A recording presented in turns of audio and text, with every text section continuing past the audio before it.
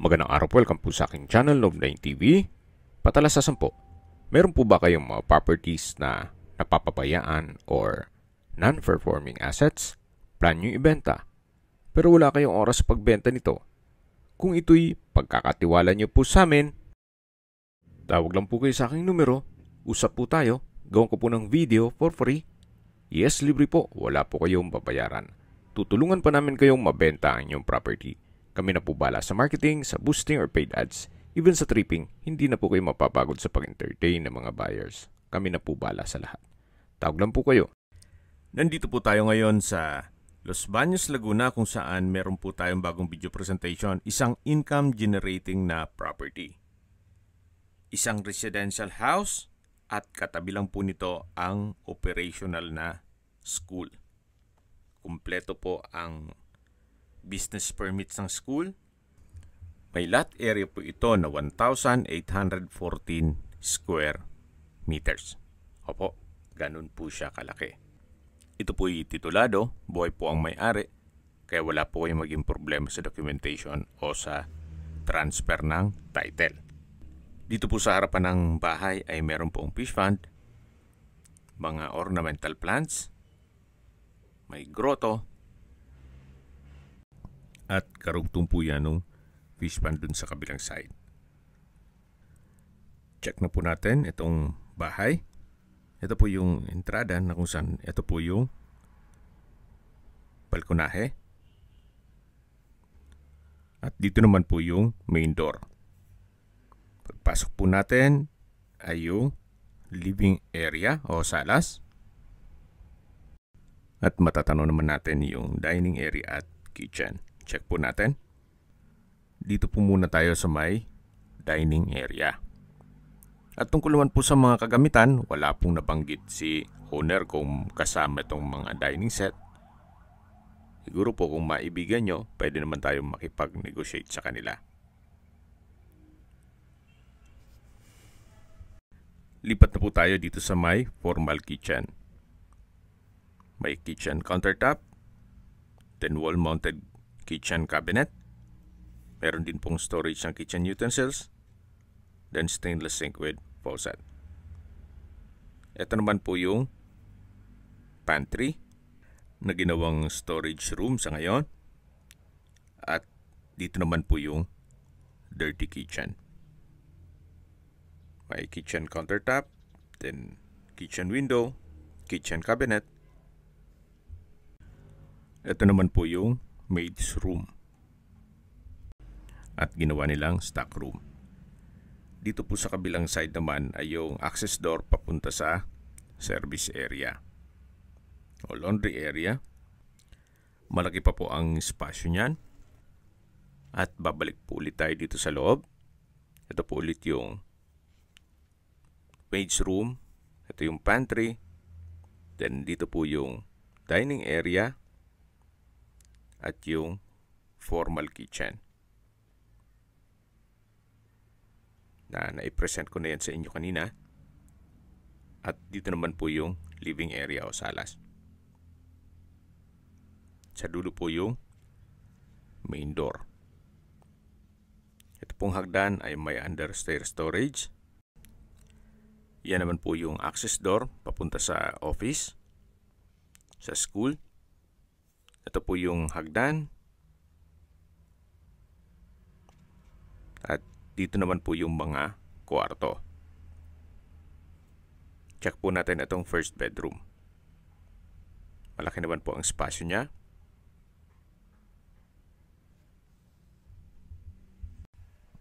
At meron po itong sariling toilet and bath. Check natin yung ibang kwarto. Balik po ulit tayo dito sa hallway. Bago tayo pumasok sa isang kwarto, check natin itong common toilet and bath. Ito po yung tile bathroom wall, may hand wash basin, water closet. Then sa dulo po yung shower enclosure. Yan naman po yung pangalawang kwarto. May natutulog sa ngayon. At yan naman po yung pangatlong kwarto o third bedroom. Upon tripping po, mache-check natin yan lahat. Then ito naman po yung hagdan papunta sa second floor na meron pong dalawang kwarto.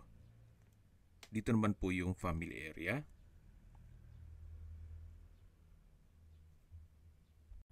Check natin yung kwarto. Sa spasyo, sakto lang. Hindi naman siya ganun kaliit at hindi naman ganun kalaki. May sliding window with blinds. Then may window type aircon. For sure, hindi naman tatanggalin na yan. Wardrobe. At meron po itong sariling toilet and bath. Na naka-tile bathroom wall. May hot shower set, hand wash basin, vanity mirror, water closet with bidet, at meron pong bathroom window. Ito po yung unang kwarto dito sa taas na kung saan may sariling toilet and bath. At lalabas po tayo. Yan po ulit yung hallway. At ito po yung pangalawang kwarto. May wardrobe. Then malaki ng espasyo. May glass windows with blinds. At may sariling toilet and bath. Yan po ulit yung family area. Then bababa na po tayo. Mula po dito sa hagdan, matatanaw natin yung common toilet and bath. Then yung first bedroom. At ito pong dalawang kwarto na hindi natin na-check. Pero upon tripping, pwede naman tayo makisuyo para ma-check natin yan. At nandito po ulit tayo sa living area o salas. Then dito naman po ay may hagdan. Papunta naman sa basement. Yan po, natunghay nyo po ang residential house. Nalabas na po tayo dito sa main door. Yan po ulit yung balkonahe. At ito na po yung harapan ng bahay.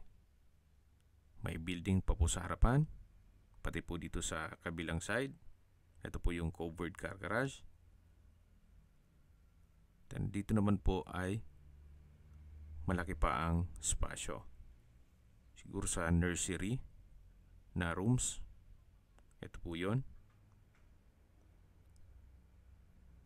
Hanggang dito po yan sa kabilang side. So parte na po ito ng school. Yan, dito po ulit yung garahe. At mula po dito matataw natin yung 2-story building ng school. At yan naman po yung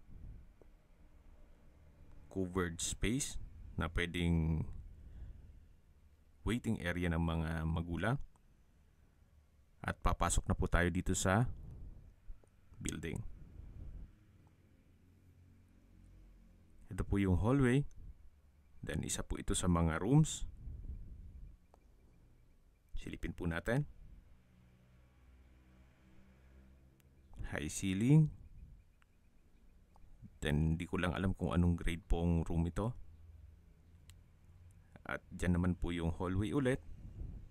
Ito naman po yung register o office. Yan po yung may access papunta sa loob ng bahay. Yung pintuan na yon. Malaki naman po ang espasyo nito. Silipin po natin dito sa loob. So yun po yung access door. At dito naman po sa taas is another office. Malamang po principal's office po yan. At siguro po upon tripping may discuss ni owner sa inyo. Then another space. At meron pong stairs na extension ng office. Na-maximize po nila lahat ng espasyo. So usable po lahat. Wala pong nasayang. At balik po ulit tayo dito sa entrance ng office. At lalabas po tayo dito sa hallway. So dun po tayo galing kanina. Yan yung entrada nitong 2-story building. At ito naman po yung hallway. Ito po mga madadaanan natin, yan po yung mga kwarto o rooms. Ito po ay may toilet dito sa room na to. Then matatanaw natin yung another room. At dito naman po yung cashier area. Na may access din po yan papunta dun sa office. Balik po ulit tayo dito sa hallway. Then dito naman yung another room o computer room. At dito naman po yung multipurpose hall nila. May stage, then ito po ay covered. At kung meron pong mga school activities, dito po ginaganap. May ilang steps po dito ng stairs, then ito po yung library. Nakalak po siya, hindi natin ma-check. Then yan naman yung hallway papunta sa banyo. At ito yung room, then another room. So kung sakali man po na interesado kayo, ang sabi ni owner, pwede namang i-turn over sa inyo yung mga estudyante, gawa ng ito po'y operational. May mga estudyante pa pong nag-enroll sa ngayon. At tungkol naman po sa income, si owner na lang po ang magdi-discuss sa inyo kung magkano man ang annual income ng school o buong school year. Dito po sila nakatira, kaya personal nyo po silang makakausap. Habang naglilibot po tayo at pinagmamasdan nyo po itong buong school, pag-usapan na natin ang distance, location at travel time. Mula po sa Olivares Plaza o highway, kumpleto na rin po ang mga business establishments doon. Ang distance is 1.6 kilometers at ang travel time is 7 minutes. Mula naman po sa public market, ang distance is 2.6 kilometers at ang travel time is 9 minutes. Mula naman po sa University of the Philippines, Los Baños Campus, ang distance is 2.6 kilometers at ang travel time is 11 minutes. Mula naman po sa Los Baños Doctors Hospital, ang distance is 2.1 kilometers at ang travel time is 9 minutes. Yan po yung lagi kong binabanggit sa inyo na dapat nyo i-consider sa paghanap ng property, yung meron pong malapit na hospital. Hindi ko naman po sinasabing sakitin kayo. Yan naman po for emergency purpose lang naman. At mula naman po sa Manila o sa airport, ang distance is 60.2 kilometers at ang travel time is 1 hour and 37 minutes. Sa mga nag-skip ng video, summarize ko lang po, ito pong property ay operational na school. May lot area po ito na 1,814 square meters. May residential house at 2-story building. Ito po ay titulado, buhay po ang may-ari, kaya wala po kayong maging problema sa documentation o sa transfer ng title. Complete din po ang business permits. At binebenta po ito ni owner sa halagang 39 million pesos net. Ibig mong sabihin, si buyer na po ang sasagot sa lahat ng taxes at expenses with regard to documentation. Tungkol naman po sa income, every school year, upon tripping na lang po, may discuss sa inyo ni owner. At personal nyo po silang makakausap. Ito po yung hagdan na papunta dun sa may main gate. At ito naman po yung mga rooms dito sa second floor. Sa mga meron pong school business na gustong mag-branch out o mag-expand ng business dito sa Los Baños, well, ito na po yung hinahanap nyo. Napakalapit lang po nito sa University of the Philippines, Los Baños. Nagkakaroon sila ng maintenance ngayon, kaya may mga gumagawa. So balik po ulit tayo dito sa may multipurpose hall at ito po yung canteen. Hanggang din yan sa dulo. Napakalaki po nitong area. 1,814 square meters. Yan po yung science laboratory. Ito po yung hallway, grade 7 room. Hanggang dito sa dulo, may kwarto pa rin. Dito po ay may dalawang room pa rin dyan. At babalik tayo dito sa may stage at function hall. Ito naman po yung daan palabas na ng building. Dito po yung cashier, then yung registrar. At ito po yung mga unang room na naipakita ko sa inyo. Kung may mga katanungan po kayo o gusto magpaset ng tripping dito sa property na to, tawag lang po kayo sa aking numero. At sa mga kababayan naman natin nasa ibang bansa, meron po akong WhatsApp, Viber at Telegram. Same number lang po, 0917-316-3399. Sa mga nagtatanong naman po ng aming Facebook, meron po aming Facebook page na Nov9TV at Facebook Real Video. Meron din pong TikTok at Instagram.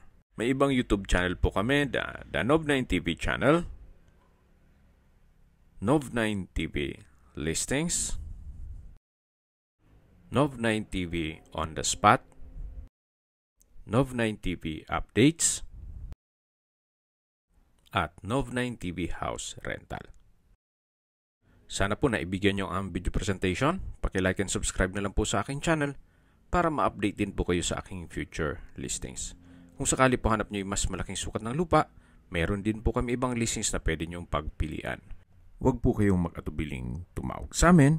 Then, let us know your budget para malaman namin kung anong property pwede naming ilog sa inyo. Sa lahat pong viewers, subscriber at nagtiwala po sa amin, salamat po sa suporta. Ingat po kayo lagi at yung pamilya. Maraming salamat po.